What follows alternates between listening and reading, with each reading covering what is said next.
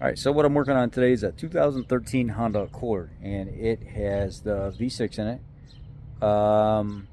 This one came in with a check engine light on and a steering wheel shimmy. Both ball joints in the front of this Honda Accord are just trashed in this thing.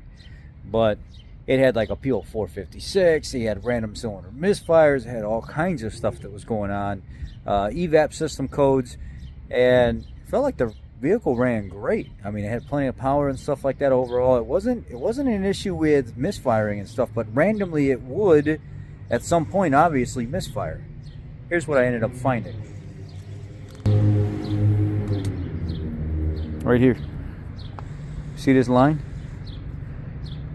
It was all twisted like this, like somebody had been in here before and it was pinched shut, closed. And this line is for the purge valve. It goes back to, oh wow, that was weird, glitch in the screen. It goes back to your fuel tank.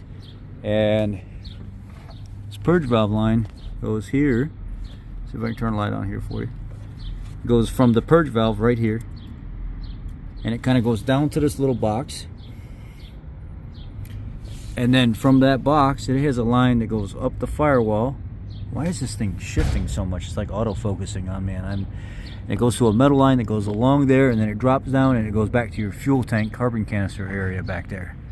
So what ended up happening is, see that crimp right there in the line? It was actually pinched off. It had a twist in it, and it was blocking the flow up there to the purge valve.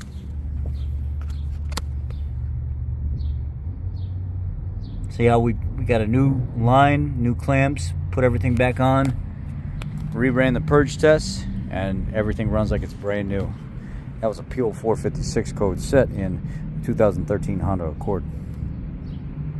Y'all be blessed. Take care. Quick repair.